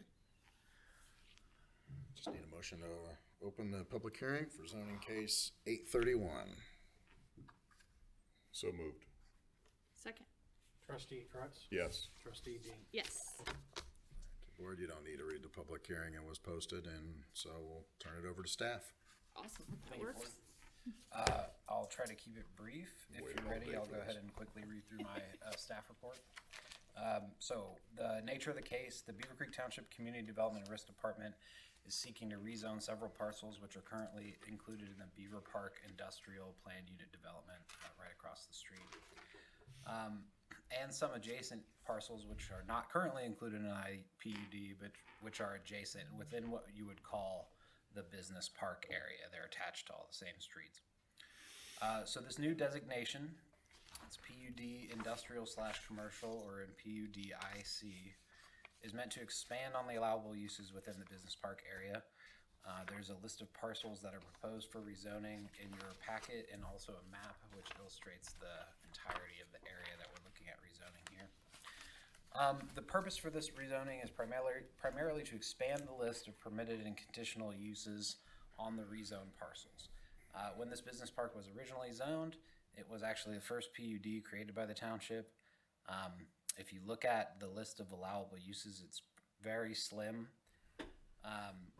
Also, from what I can gather, many of the current uses are not part of what was originally allowed, either through variance or other means. Also, the original case files seem to be missing or incomplete, and so what we use right now is actually a letter that was sent to the applicant in a case for this, which listed out the uses and some setback information and things like that. I'm not very comfortable with that setup, so we had a developer, Matt Arnovitz, come in. He owns some of the undeveloped parcels in the area, and he had an idea for a business venture Since it's not out yet, I don't want to go too far into it for his benefit, but essentially it would have required some additional uses that aren't currently allowed in the PUD. In the interest of developing it, we sat down and had a discussion with Matt and said, hey, you know, as the kind of originator of this PUD, why don't we take a look at it, you know, as a revision? He liked that idea. So Matt and I worked together on a list of proposed permitted and conditional uses. That's also in your packet as well. Essentially, the idea then to expand the PUD IC to some of the parcels that are currently zoned I and not in the PUD, that came from staff. So we turned it rather from an application from Mr. Arnovitz into a staff-driven request where we went to the zoning commission, had them make a motion to bring it to regional planning, who did review it. Their review and recommendation back to the zoning commission was for approval, and the zoning commission did approve that at their meeting this month, which is why it's before you today. So in addition to the list of permitted and conditional uses, there's also an included kind of an Exhibit A that would be attached to the resolution. It's in your permit. This is what we believe's it does two things. It links the parcels to their underlying base zoning based on their use. So for things like setbacks, ingress, egress, parking, screening, a lot of the things that the zoning resolution covers, these Exhibit A kind of additional regulations link these parcels back to their underlying base zoning district. And they also supply a couple additional controls. For instance, one of the things that was added is that any new uses would need to provide screening of the Creekside Trail bike path, which runs through the rear, if you will, of the Beaver Park PUD. So taken together, the Exhibit A, the list of permitted and conditional uses, and the parcel map, that gives you a good idea of what the new zoning designation would be and how it would function. At that point, I would be glad to answer any questions you may have about the new district that we're proposing, or rather the parcel rezoning that we're proposing. What problem are you trying to solve? So twofold. One, the restricted use list of uses in the PUD might mean that a potential developer who would want space there would then have to go through a zoning adjustment in order to locate there. Right now, the list of uses is capped. There's about 8 to 10 allowable uses, if you will, according to the documents that we have. This opens that up significantly. In fact, we have an applicant right now who's submitted a site plan for the parcel between the Day Air Credit Union and the daycare. That would need a zoning adjustment if this rezoning did not go through, to give you an idea of kind of the urgency, if you will. And that wasn't even the original applicant. But that parcel's not included in this? It is, yes. It is. It's not in the hash mark. What am I looking at here? Is it only what's in the blue hash mark, or is that only? Sorry. Here's the daycare. Yeah, it's right next I'm to it. sorry, I'm looking at the across the street. Yeah. Okay. Yeah, you're looking at our building. Yep, never mind. So between that and Mr. Arnovitz's use, which without trying to give too much away, imagine like an incubator, business incubator type use where the buildings would be multi-purpose and they'd be able to take in and out kind of entrepreneurial ventures as they are interested in new space. The limited use list would really curtail the ability for him to just bring tenants in and out, right, on a short-term basis if needed. We certainly don't want to be in the business of, rezoning that parcel over and over again to add a specific new use. We would rather come through and take a look at what allowable uses are good in a business park environment and turn this into a business park that would allow those uses. Many of them are listed as permitted. You'll notice a fair number of uses listed as C, conditional. What that essentially means is that we're open to allowing them, but there would need to be an extra review at the zoning commission level for any kind of noxious effect of the business, whether that's, we thought of noise, we thought of ingress, egress potentially, particulate, chemicals that they might use in the business venture. Any of those would be listed as C, conditional use. They would have to come to zoning commission, and conditions could be placed on those factors that we thought might be objectionable. There aren't many Cs. Yes, They're mostly, so, there is a lot of permitted by rights uses. and I'm not trying to get into his business plan, from that perspective, encourage any and all of that innovation. Most incubator parks, are tied back to either technology, or some other, they're tied to a core group of business, or whether it's development or, it's typically not a bakery, a florist, and a tech company, and a industrial or light industrial use. Correct. I've never seen that. That Yeah, doesn't mean it can't exist, but You're my right. concern is coexisting. And so this proposed looks like a B2, B3, some B4, an I1, and an I2 zone. Yes, And that draws the question of compatibility. And so if I have, if you just overlay and you say you could put some of these uses side by side, I think you have problems.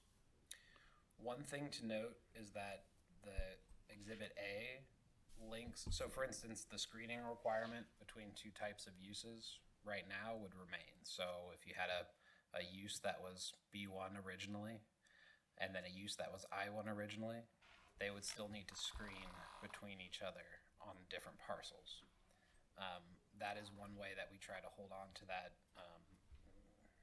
element of kind of restrictions and control, where it's not a complete free-for-all, while again trying to open up this business park for that kind of complete development. We're missing just a few parcels in there for it to be fully developed. Correct.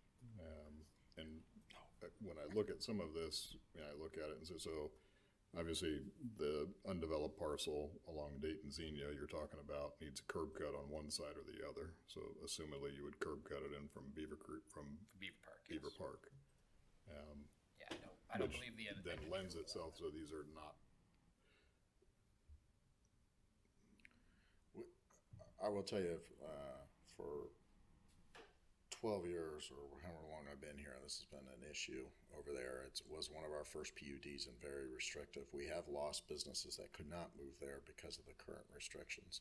And we've lost businesses in the Beaver Park because they would want to change or add additions, and we're unable to. So sure, but if you overlay floodplain, you also lose them because of floodplain. Potentially. So I mean, you've got limited. If you look at the undeveloped land, you're either developing a walkout basement property or you're developing in a floodplain. Yeah, the one thing we did look at, because there's redevelopment, I get that, Yeah. and that needs to occur. So the developer and our new big employer across the street have looked at and have met with the road department as well as the county engineer and Greene County Water and Soil. Yes. So we do believe that the detention system that would be in that lower section that you're talking about, the flood area, could handle any additional buildings in that vacant lot property along the bike path. Yeah. So Former driving range. correct, the former driving range. Now it has to be. It was kind of cut into with another project, so it has to kind of be built back on that side. But we do think if we do expand, which QQE has already asked us about expanding to be obviously for their business plan and being ready for Intel, and then of course these other parcels in there. So I'll flip my other hat at you and say that if you approve this, that I will come at you essentially to approve light industrial uses next to retail and other locations. As long as you want to negotiate a PUD. And how do you defend against that? So That's the idea of a PUD is to have I that. understand it's custom zoning, that's why Yeah. I'm asking. I would say that there are a number of uses that are within industrial that are light industrial, right? That are self-contained within a shell building, technology, R&D, Yeah, things like of that nature that could coexist very well next to a retail The city space. has, I don't remember, we don't really have it, the city has, a research and development, Yeah. PUD, yeah, I get that. And then if you look at Apple Valley Business Park, it's tough to put some things in there because they tried to preserve the character. Typically, character isn't a bakery, a florist, Yeah, and I agree. R&D, and So I would say two things. One, I'm just asking if it's overly broad. we thought about that. We had that question ourselves, and kind of as we were going through the list, myself, Ed, our planner, and Matt, the original list, and then myself and Ed kind of combing through it again to change C's, permitted to conditional, and some that were conditional to just not permitted at all. I think our efforts are to be, we would rather allow something as a conditional use. And again, one thing to note too, any building that comes in would have to go through the full site plan process as this is a PUD, so there's that additional level of review as well. But Mr. Amrine told me a long time ago that a conditional use is there because the intent is to approve with conditions. It is indeed. And that the conditions cannot be so restrictive for one versus another that you get sued. Yes, and lose. the goal isn't to place conditions in such a way that makes it untenable for the applicant. It's to place conditions such that it's acceptable to the township. I think the area that this is in, a existing business park, is why we're comfortable with this versus a brand new undeveloped area. Yes, I think we would apply a little bit more caution at that time with such a broad use list. One thing to note too is that there's already a kind of an interesting mix of uses within that PUD. On one hand, you have a daycare, and that's right at the entrance, if you will. have listed as conditional on here. That's right. Yes, and we certainly wouldn't want to legislate out any existing uses. That's what I was gonna ask about, since you're listing it as conditional, but they already exist and you're, Why doesn't he just modify the PUD rather than create a whole new zoning code?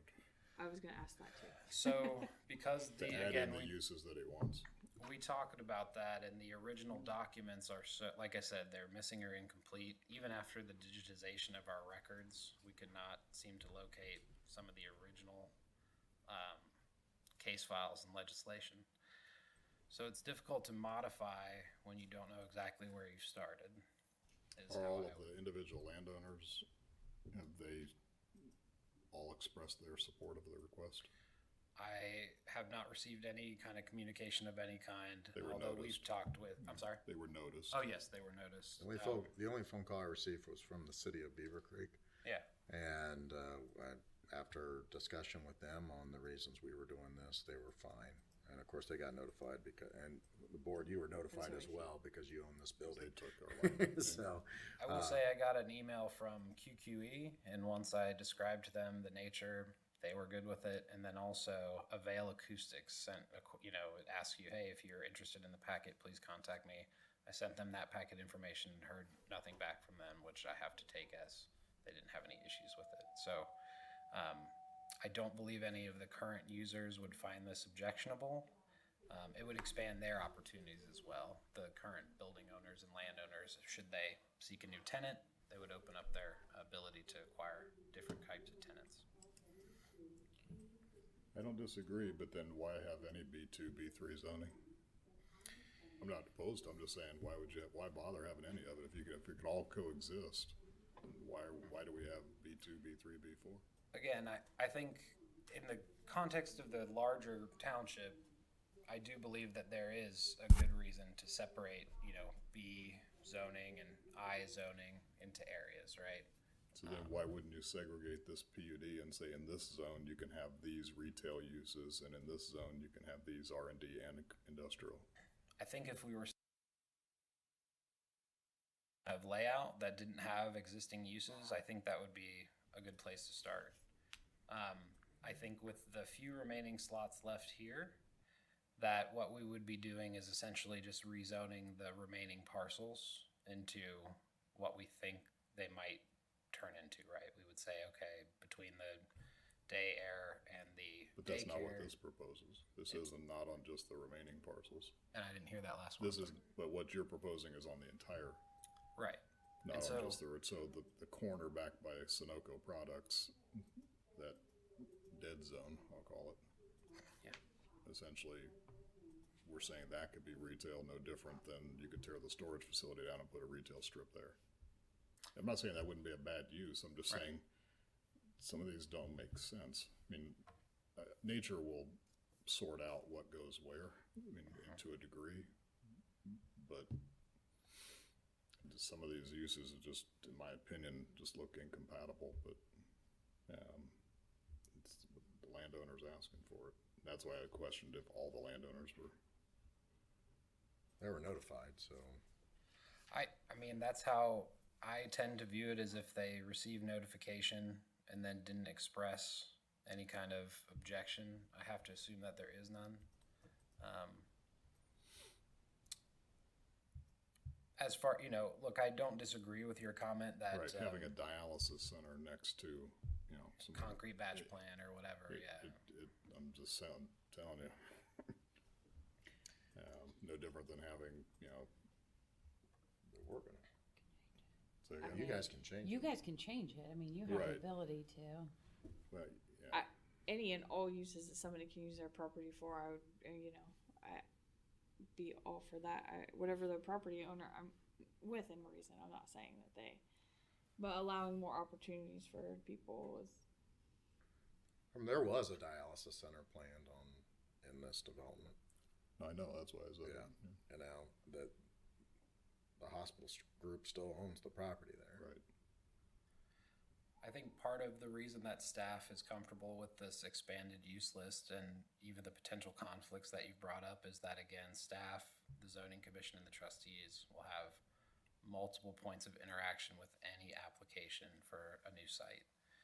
And I do think the way that staff interacts with developers affords us the opportunity to kind of head those off at the pass, if you will. When we do a pre-meeting about site planning, we talk with them about, hey, you're gonna need this type of ingress, egress, you're gonna need this type of drainage, here's your other challenges that you might face. I think if someone came in and said, hey, I wanna do one of these a little more pie in the sky uses that are allowable here as a conditional use, we would have that conversation with them and tell them, here are your challenge realistically.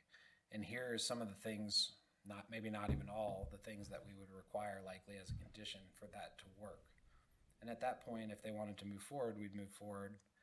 But we would be upfront about what their challenges are. And I think that would be a part of the thing that would kind of keep some of these more incompatible uses away from one another. I also think the site planning prospect where we go through and bring it in front of zoning commission would be another point where incompatible uses could be weeded out. And one of the reasons could be cited that, hey, this use is conditional. One of the conditions would be that it can't be within, 500 feet of some other type of use that we know exists in the park but is not appropriate nearby. That could be one way to, within the structure of our own review, weed out those issues.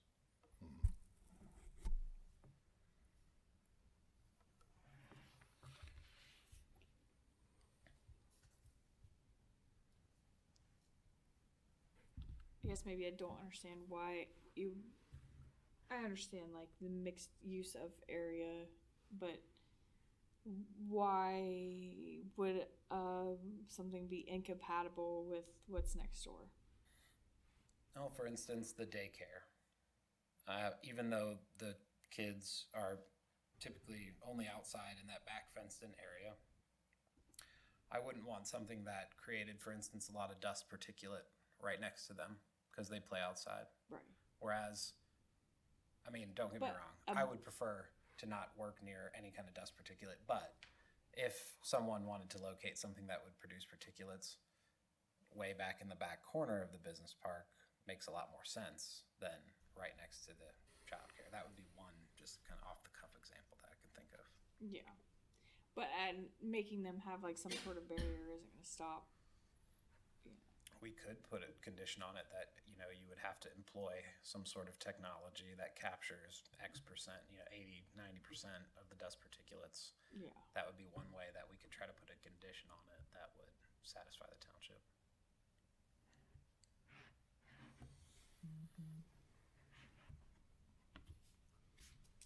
Any other questions? I know you have some. It just seems really odd, but, cause I mean, and trying to think through the logic of it, but, But you could, if there are any questions for staff, you still have to, you know, discuss whether or not to pass it in the hearing, but you could open up to the public. The applicant's not here tonight, and unfortunately. that's the downside. I wish the Yeah. applicant was here. Yeah. Unfortunately, it's a It's a holiday. it's a religious holiday for him, so he could not be here. Yep. I guess I would say staff would not be opposed, of course, if you wanted to workshop this on a one-on-one basis and kind of comb through this list. I know there's a lot of uses. That's what I was gonna ask, if if it's time sensitive, just based on We So do I have, think we we do could have work- an applicant going, he's got his application into zoning commission for a site plan. But you can always do that based on the current. Exactly. conditions. We could say, look, what's your You- notice this would be- requirement for a special meeting? No, it's probably 24 10 hours. days, right? 24 hours, Oh, for but a special. you could keep the public hearing. Yeah, if you just. Keep it open, Yeah. and And then you can have it at the next meeting. I think looking at everybody's schedule,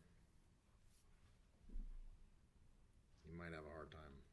Well, special meeting would be, well, you could do one next week. I'm just trying to think to have that and then be able to vote on it at the next meeting, and Yeah, I or think, sooner if needed. Well, when's the zoning commission leave meeting? it First open. meeting It's in October October, 6th. so you would, if you voted on, the 10th is a holiday. Yeah. So you'll be meeting on the 11th, which you would not hear the site plan till the last meeting in October. So, which You is would vote on essentially, this before, so the zoning commission would meet before your next meeting. to have it on the agenda, that's my point, so. and I think, putting it out there, Don, maybe tell me if I'm wrong, but I believe they could pass it under the condition that it's only valid should the new zoning allow for it, right?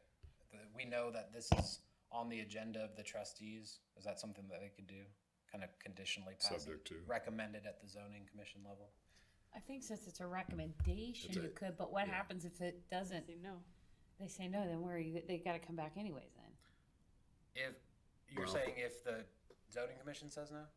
No, Or I if the mean, what if the trustees say no? board, the trustees ultimately didn't pass, Yeah. then, Yeah, can we have a special meeting and then vote on it at that special meeting?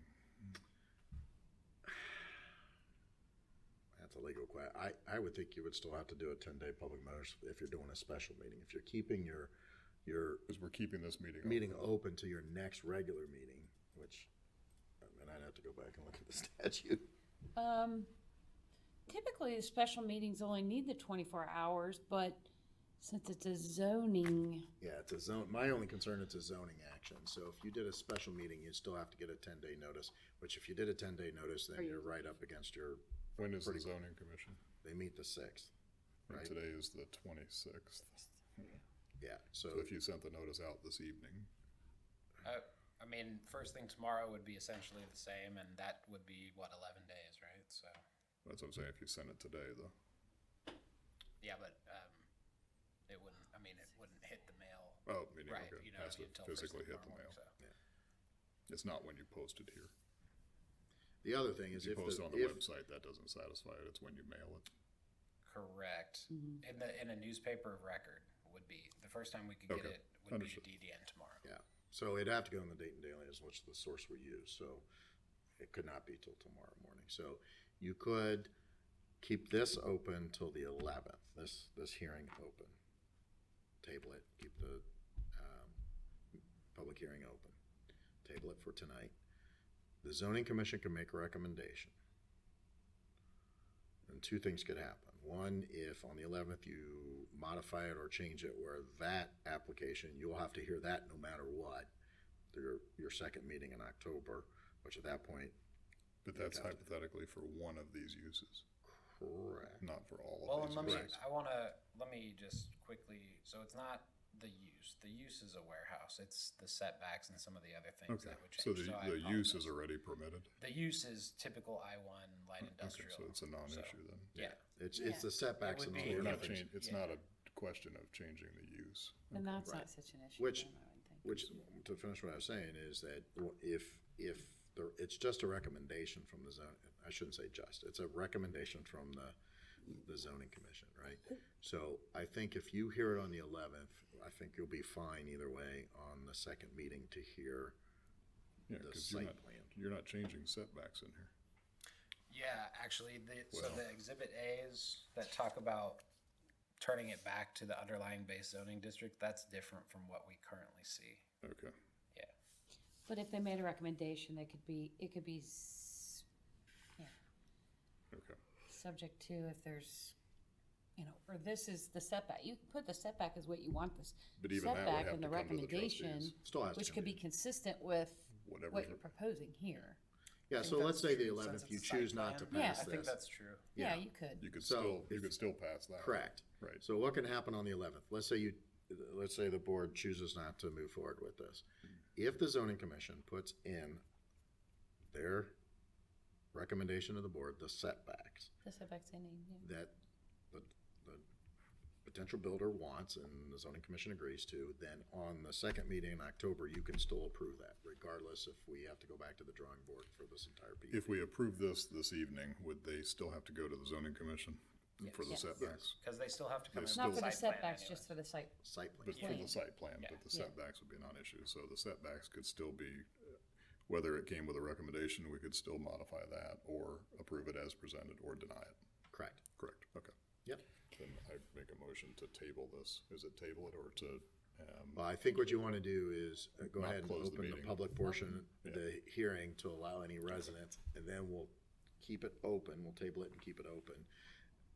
If anybody else shows up at the next meeting, we'll allow them to speak, either for or against, and then close the public meeting, portion of the hearing, and then discuss the resolution, sample resolution. So is just there's to no motion. recap, Yeah. you're looking to modify the conditional use list. Just have a broader discussion. In my opinion, it's overly broad for that small of a tract, so, of parcels. That's my opinion, unless otherwise convinced. Now, if the applicant can be at the next meeting, the That'd be very 11th meeting, which it'd be helpful, he can speak in the open part of it, even though we have applicant comments, we usually do that, it doesn't matter, he can speak at the open. Yeah. So, if there are other questions for, staff, then you would go to applicant, the applicant's not here tonight, so then you would open the public portion and allow the residents, and then we'll table it So can with we- keeping the yeah. meeting. Leave Are we the gonna- public. Are we gonna have a special meeting in between then, or not? No, I would go to the 11th. Just I go to would the think 11th. you're in a catch-22 either way, so Okay. if we put out the 10-day notice tomorrow, you're right up against your meeting anyhow. Okay. Right, so we'll, move on to the public portion of the hearing. I don't think there's anybody else here today, Nobody so. I will table the discussion for So I would pass a motion, keeping the public portion of the, meeting open and table it to your next regularly scheduled meeting. Yeah, I'll Which make a, is, I would note that it's October 11th, since the October. holiday. Because of the holiday. I'll make a motion to, keep the public portion of the hearing open, until our next regularly scheduled meeting, which will be October 11th, 2022, 6:30. at 6:30 PM. Second, Trustee Kretz? Yes. Trustee Dean? yes. Thank you, staff. Last item, board, Appreciate, it wasn't meant to be a deposition. It was just, it wasn't meant to be a deposition. No, I appreciate it. I just. I appreciate your critical eye on this. Don't make my initial reaction to defend my work No, mean that that's- I very much appreciate the attention to detail. Thank you. Okay. Thank you, Board. Last item, we did go in executive session regarding compensation. It is that time of year to update our plan for healthcare. As the board knows, we extended the time, so our healthcare plan ends the end of this month of September, and the new plan year would start in October. And if we do make a change to the plan, it could renew November. This will then go till December 31st of 2023, which puts us back on a budgetary cycle, so that we would be doing this essentially every September, so that if there's any modifications or changes to our health care insurance, we'll be able to make those adjustments in the next budget year. So for example, if there's going to be a change or an increase next year, we would be able to budget it and make those changes in the budget for 2024. The other option, and I do have the options in front of you tonight, for the health care, but also our group life. Our group life with Omaha went up 14%. It's the first significant increase that we've seen in many years. So staff is recommending a change.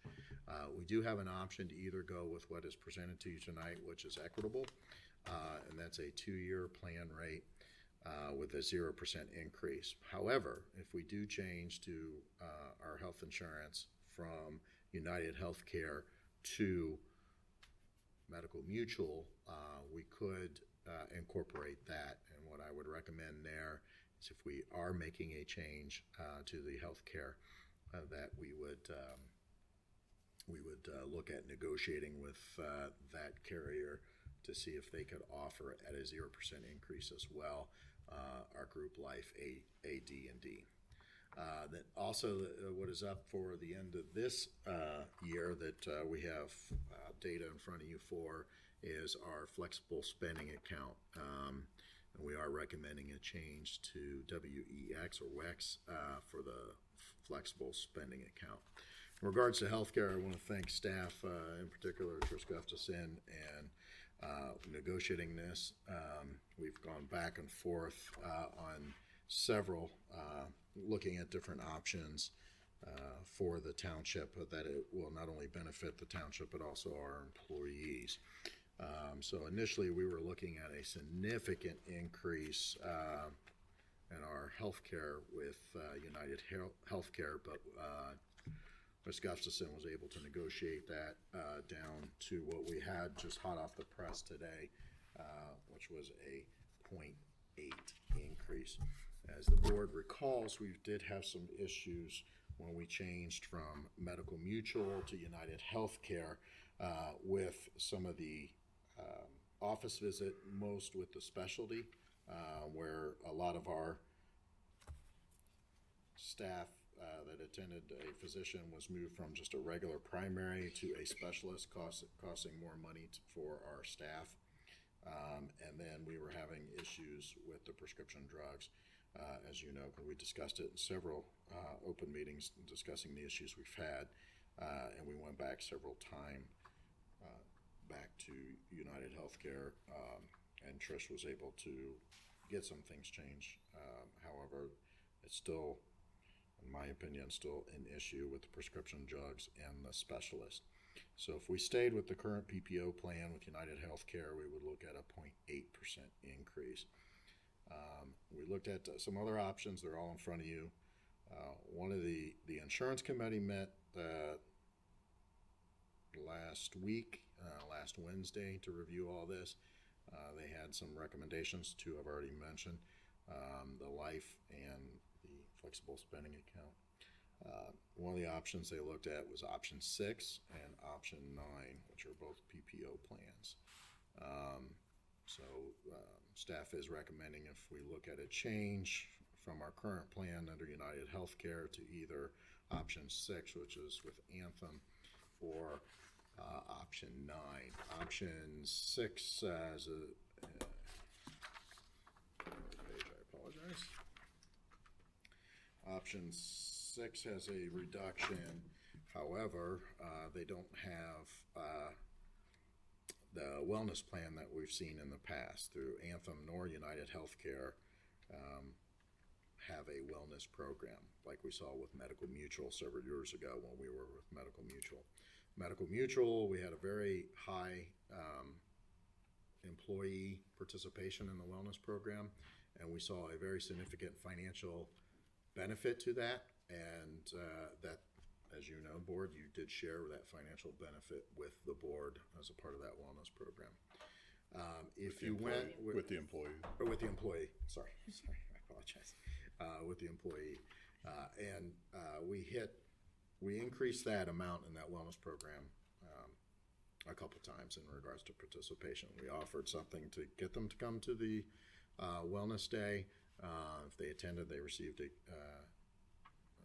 gift card, and both through the wellness program and with the township. And then when we hit our goals, the township did, and the trustees did share that financial gain to the township as a reward for being a part of the wellness program with the employees. If we went with Medical Mutual option 9, which actually reduces our out-of-pocket maximum for individual from $6,000 to $3,000 and family $12,000 to $6,000, it is a 0.1%. Now, if you went that route, and we do approve that tonight, that change to option 9, that allows me to go back and talk with Trish to go back to the carrier to see if we can get it as a cost neutral, as a 0% increase, and take advantage of the wellness program, and hopefully include our group life AD&D. Are there any questions or further questions?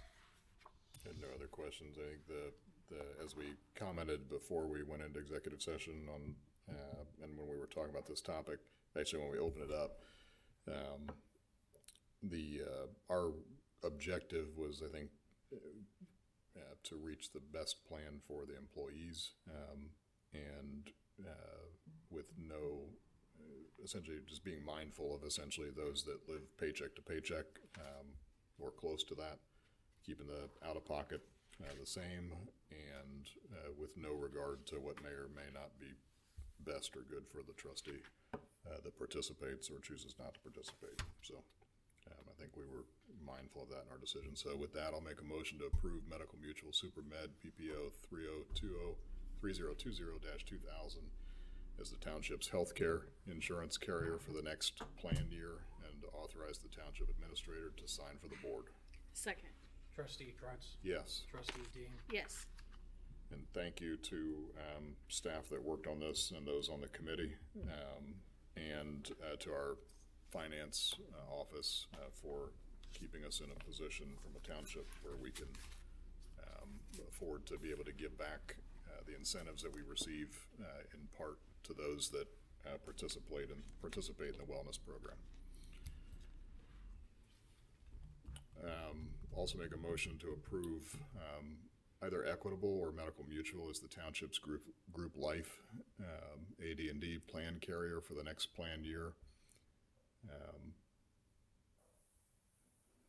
so long as it is cost neutral or better, and authorize the township administrator to sign for the board. Second. Trustee Krantz. Yes. Trustee Dean. Yes. Last, I'll make a motion to approve WEX as the township's flexible spending account carrier for the planned year beginning January 1, 2023 and ending December 31st, 2023, and to authorize the township's administrator to sign for the board. Second. Trustee Krantz. Yes. Trustee Dean. Yes. Thank you, board. That's all I have for tonight. All right. I'll take a motion to adjourn. We Unless there's anything else? are adjourning this meeting. We're adjourning the regular meeting. Yeah. It's one of your longer ones for the year. I'll give you that one. I'll make a motion to adjourn. Second. Trustee Krantz. Yes. Trustee Dean. Yes. Thank you. All right. Thank you.